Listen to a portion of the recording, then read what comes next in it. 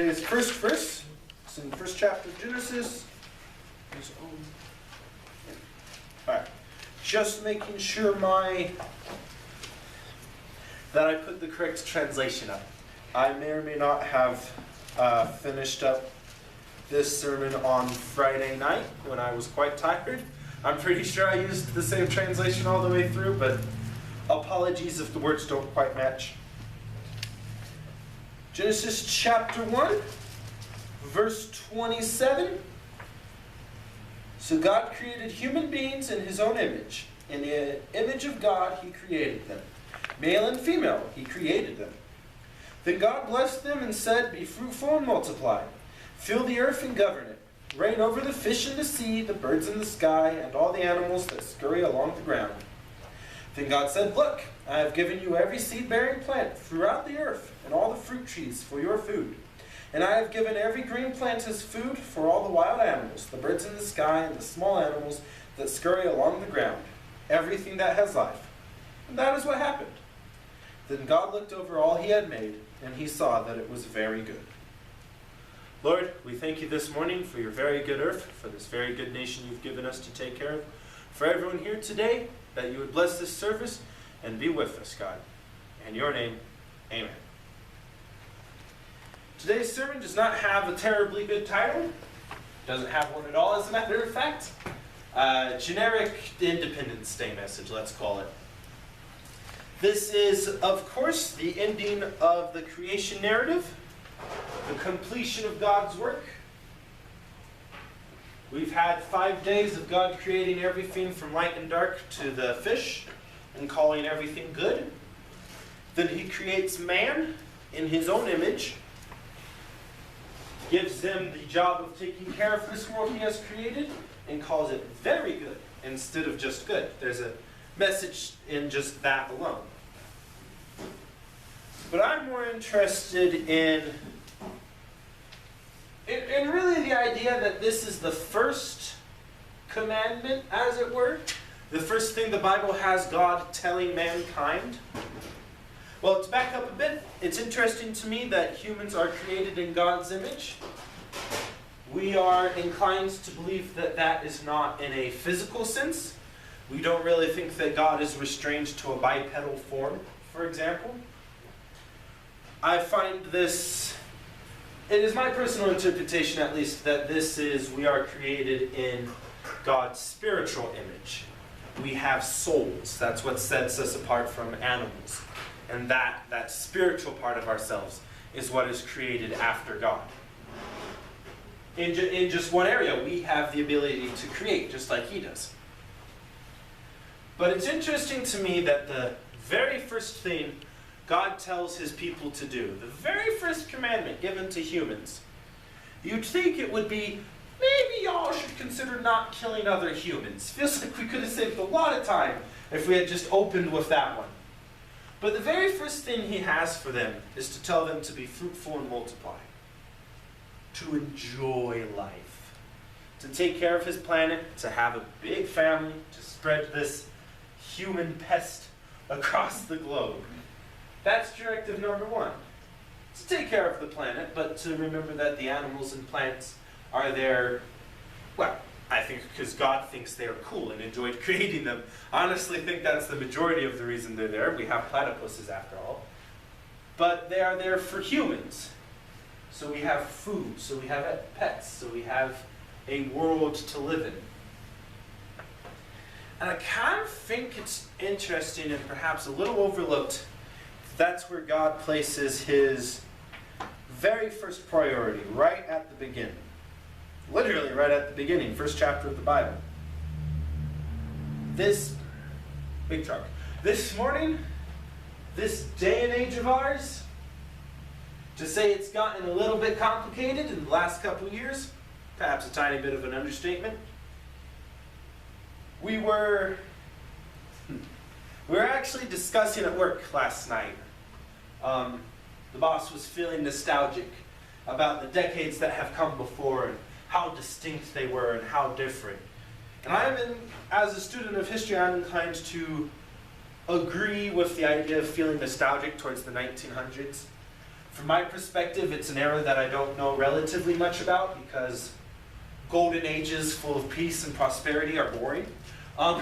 History is much more exciting when stuff's blowing up. So like that 1950s through to the 1990s, if you don't want to include modern day in there. It's a fascinating period of history, and it's often one that's glorified and looked upon as like the time by everyone, by both sides of the aisles, left, right, up, down, middle. Everyone looks back at those eras and thinks, ah, how good we had it there then. Which is interesting, because I'm fairly certain there's a couple groups of people who didn't have it that well in the 1950s. Fairly certain this country probably would have had a second civil war in the 1960s if half of the sides didn't, believe in guns and violence. 1970s were great, if you ignore the Watergate thing. I don't actually have anything to criticize about the 80s this morning, but I'm sure if I properly studied it, I would. The point is, everything kind of looks better in retrospect. Hindsight always adds a degree of, rose tinting to things that have happened before. We are arguably at the moment on the brink of another civil war, if half of the country didn't believe in not using guns and violence. Seems to be a reoccurring issue for some reason. But fairly certain people will look back at this time and also count it as part of the American Golden Age. Quick question, quick raise of hands. Who got ate by a cave bear on the way to church today?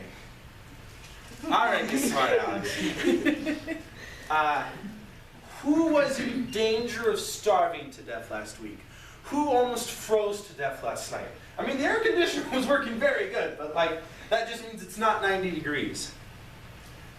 If the simple fact of the matter is, if tomorrow or later today, if we leave here and check the news headlines, and Texas and California have both declared independence and immediately declared war on one another, which is a scenario I found on YouTube, but I forgot who the guy said would win. They've both got sizable National Guards. If that happened, if tomorrow we wake up to a second American Civil War, we would still have a better quality of life than 90% of the planet at the moment. And certainly, everyone around this planet currently has a better quality of life than 90% of human history. We are still so spoiled, rotten, with everything we have and everything we can enjoy. Again, the fact that no one we know, I assume, I will admit, I do not know your folks' story nearly as well, but I assume you don't know anyone who has been eaten by a grizzly bear. That would not be true 100 years ago. Well, 200 years ago, we'll be fair. The fact that we are free from so many things that have traditionally plagued the human race. We have a cure for leprosy, for Pete's sake. That was a death sentence in any other period in human history. This is perhaps an important message for me to hear more than anyone else, because as I'm pretty sure everyone can tell at this point, I am the king of getting upset over little things, of getting all up in arms about every little new transgression you see in the headlines.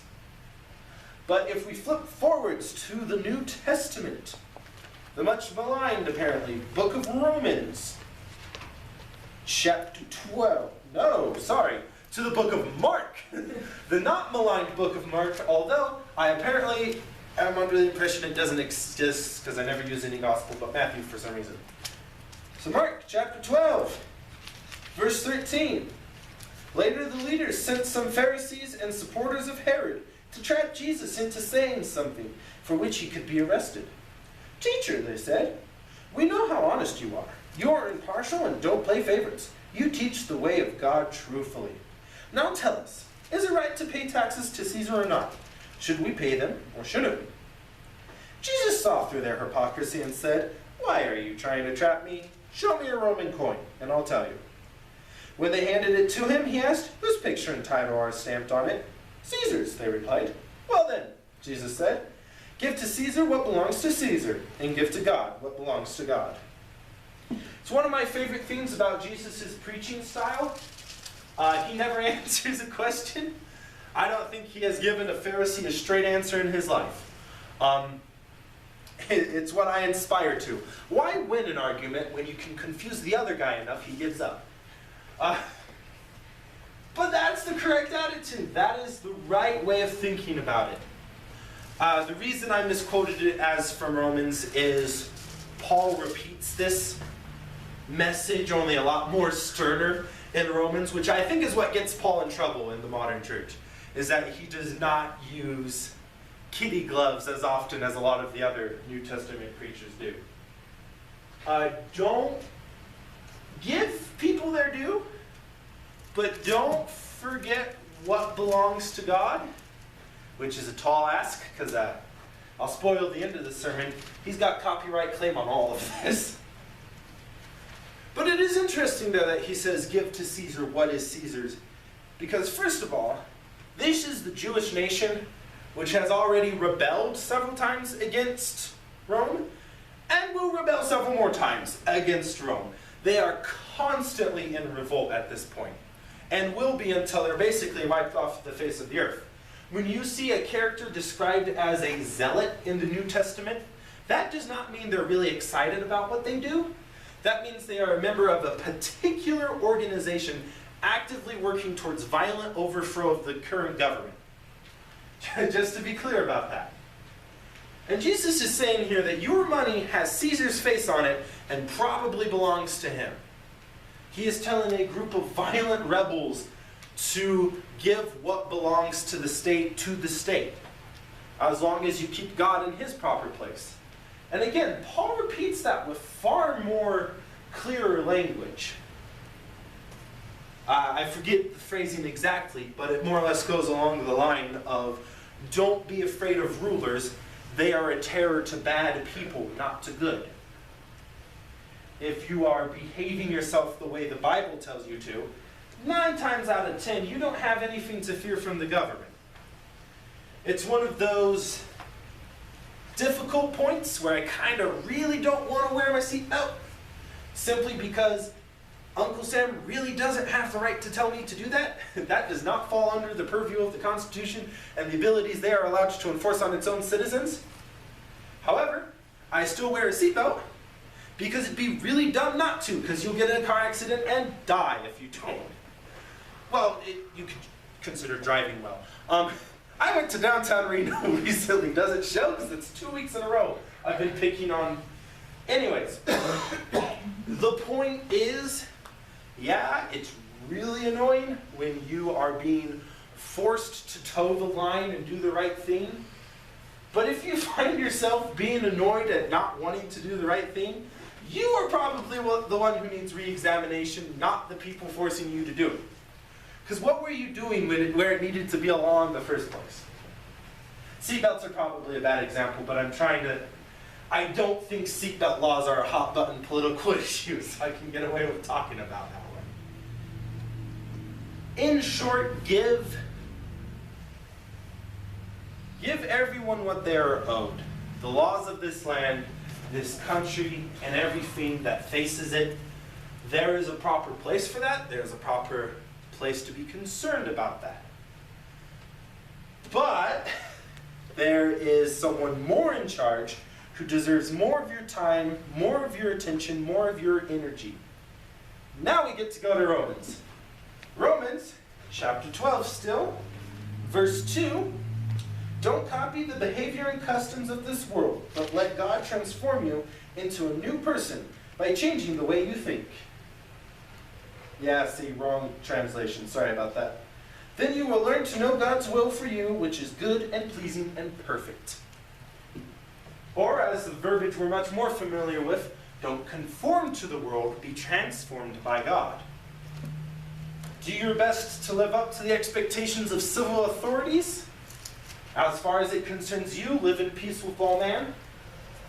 But even here, in this gloriously free and independent country of America, founded indisputably on Christian values, You are a member of a kingdom first and foremost, and a citizen of this country second.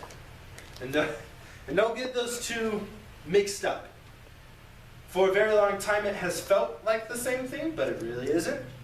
Being an American citizen is not the same thing as being a member of the church. Although the two often go hand in hand. We won't diminish it too much.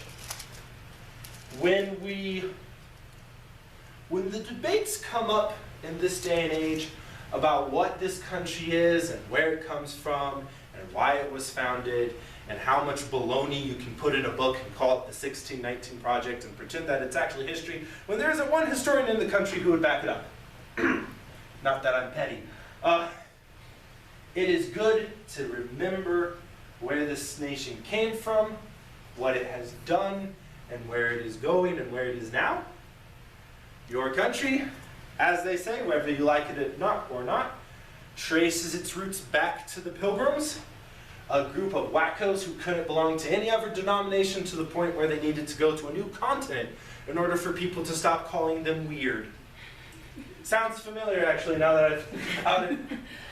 And I don't care if you don't want to trace our history back to the Pilgrims, if you think it should be Jamestown or even 1619.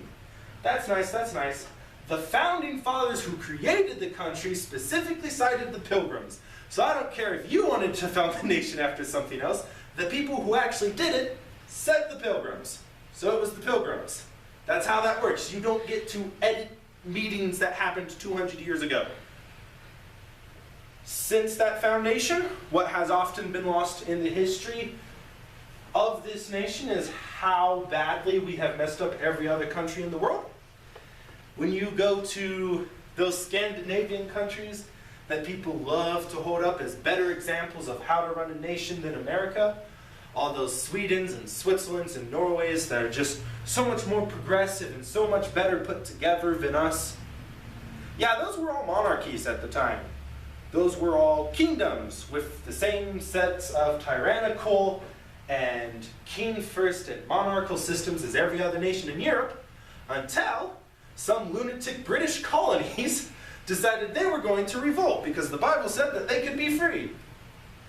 That kind of snowballed a bit. 1848 is an incredibly important year in American, in world history, where basically all of Europe looked at America and France and saw democracies and said, that seems like a good idea. But that still doesn't happen without us starting it. Taking credit for a lot of stuff we didn't technically do, but I am American, and we do tend to do that. Europe is still a monarchy without America, just kind of end of discussion. We proved it could work, they copied it. America has arguably improved the standard of life in almost every nation on planet Earth. Just in our own actual relief efforts, just private U.S. citizens have spread more Bibles to any other country than anyone else in history.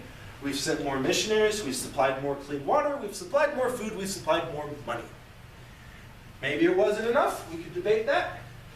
Maybe that doesn't technically make up for our own sins, we could debate that. Fact remains, we still did it. Just in general, we send a lot of Bibles and missionaries for being a post-Christian society. My foot we are. There is an argument, perhaps a valid one, to be made, that the 4th of July is the wrong date to celebrate, that it should be the day the Emancipation Proclamation was signed into law, where we the people stopped meaning we the people who are white.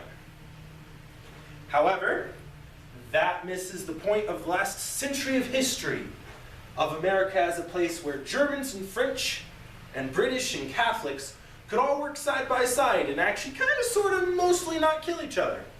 I know there was a lot of gang wars in the early 1900s, but setting that aside, what is missed in the histories of us the people, as it were, is the simple fact that we're like the first ones to not care about nationality. We kind of got stuck on the race thing, I'll be honest about that. But traditionally speaking, Irish and British people don't meld well. There's a little bit of bad blood there. But you come here and suddenly that doesn't matter. Suddenly it matters who you are specifically, how good you can work, what you can give the country, and what that can help us as we all move forwards. If you live in any society, you can start out as a dirt poor peasant and end as a reasonably not starving to death middle class member. You're welcome. That's still us. That's our economical ideas. That's what we've spread. All relating back to a bunch of nutty people who didn't wear those hats. For the record, those shoe buckle hats, that is an invention of Victorian era historians. They're the same ones to blame for the Viking helmets with horns. Yeah, no. Victoria was apparently really bad at identifying headwear. Don't know why. Not relevant. But those people who wanted a place to worship and follow their God freely without a king or a pope breathing down their neck, I think it gets forgotten how important that is. Even by us, even by those who proudly fly flags. Well, we don't, presumably because we believe in taking proper care of your flag and we're too lazy to do that. But those of us who still believe in these ideals and what this country represents, as much as that should absolutely never ever conflict with the Bible, there is still a valid place to be found for being proud in the country you live in, which feels like a lesson that every other country doesn't need but this one. I mean, it is funny almost how much we celebrate cultures besides our own. But that in and of itself is American. To go to Ecclesiastes chapter 2, verses 24, starting there anyways. So I decided there is nothing better than to enjoy food and drink, and to find satisfaction in work. Then I realized that these pleasures are from the hand of God. For those who can eat or enjoy anything, for who can eat or enjoy anything apart from Him? Hard to speak today. The fact of the matter is, it all relates back to Him. No matter which country you live in, no matter what culture you choose to celebrate, no matter what you enjoy, you can thank the guy who created the stars, who created this world for us, who gave us this place to live. And frankly, who tolerates all our insanity. So I know this morning that I particularly tend to look more on the negative side. But I honestly want this to be an optimistic, a hopeful message. Probably shouldn't have spent all that time ranting about history then. Because there's a very real need, I think, at the moment, to kind of just hit the brakes, to slow down, to look at where we are and how much we have to appreciate, to enjoy what God has given us and to remember that it's God who gave it to us. Because if all they say is true, if I'm spouting a bunch of nonsense and I'm wrong about all of this and everything's terrible and everything's on fire, we still have such a great world to live in, don't we? It's not like I want to imply the last 6,000 years of human history was a mistake. I think it's entirely possible to enjoy your life as a medieval peasant. And I don't think that living in this world is inherently a bad thing. I know it's sinful and fallen, and there's a whole lot of people who want to murder you, and you can't go pet those big cats without them clawing your face off. You can't pet the small ones half the time without them clawing your face off. But there's still so much good in this world, just in its natural state. To do a little paraphrasing of Lord of the Rings of all things, if you ever just take the time to stop, and even in the middle of a crisis, even in just the darkest times that you've experienced, you can always just stop, get out of the city, get away from those lights, and stare up at the sky, and look at all those shining stars that are actually these monumental, beyond the human brain's ability to comprehend, eternally burning explosions of fusion, the most powerful forces in the universe. And to us, it's just a beautiful artistic landscape, still unsurpassed by humans' hand and our ability to make art. There's beauty up there. that no amount of civil strife or unrest or difficulty can ever touch. No matter, well, if you have found this sermon 100 years from now when we've discovered missiles that can blow up stars, I'm sorry, I didn't know that was going to be a thing. But typically speaking, there is so much good and wholesome in this world that no one can take away. From the beauty found in nature to the beauty found in newborn children, there is life here that cannot be suppressed or stopped or ruined by the darkest and evilest of forces. Many have set out to do so, and every single one of them has failed. I don't see no stinking 1,000-year Reich. There's been 1,000,000 tin-pot dictators before, there will be 1,000,000 afterwards. There's been civil wars, strife, difficulty, failing, hurt, murder, pain, anguish, etc. And every single time there's been peace, love, prosperity, hope, truth, goodness found right next to it. This is a good world we live in. To harken a little bit back to C.S. Lewis, a pessimistic, nihilistic worldview of staring at it and pointing out all the flaws and how miserable and broken and failing it is. What exactly are you comparing it to? Because there's only two options. Either, well, nothing, because this is the only world you live in. Okay, then I'm pretty sure it's the best one too. Half glass, half full, half empty, same thing. Or alternatively, you can look at this world and realize its brokenness and flaws because you know in your heart of hearts that it's not meant to be that way. That it's meant to be a better world, a perfect world. Well, would you like to hear what I'm sewing today? Because boy, have I news for you. To cap it all off, Psalms, I can almost do it from memory. Psalms 118, verse 24. All the way down there at the bottom of the page.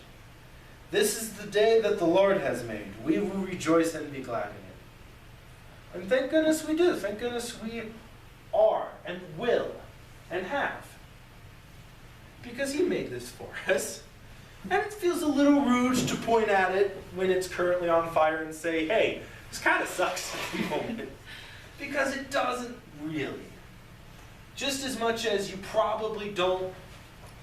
Someone in the 1970s standing in front of the White House as protests are going on could probably truthfully say, this is one of the most difficult times I've ever experienced.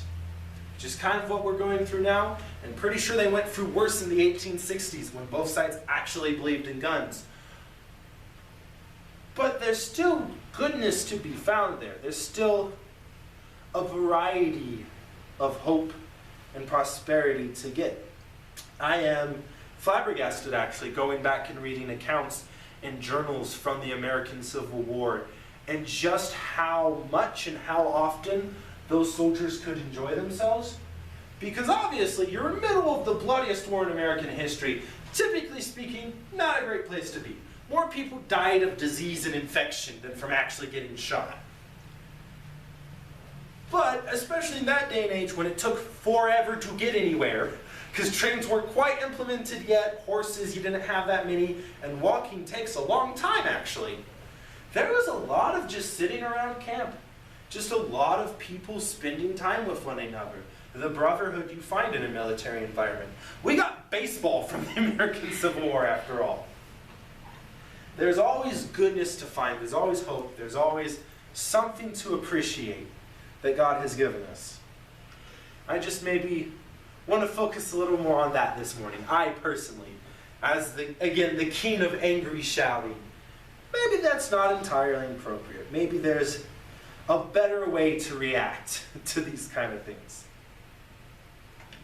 But at the very least, I most certainly am looking forward to enjoying the celebration of this nation's independence tomorrow. Always enjoy myself some good explosions, patriotic themed or not, to be honest. And I hope you guys all enjoy it too, no matter where you may be or what you may be doing. I hope it's a good time had by all. So in conclusion this morning, is there any special needs or requests to pray about before we dismiss? All right then. If Joy would pray us out of here.